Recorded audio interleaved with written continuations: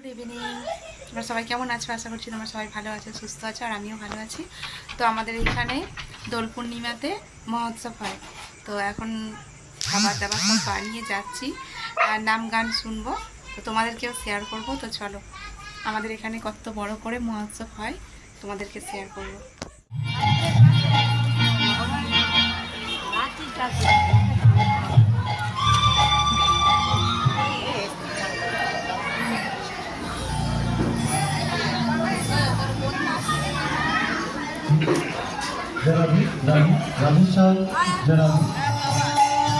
কত খাওয়াবে বলে ওই করলে ছাত্রবাড়ি খাওয়াবে।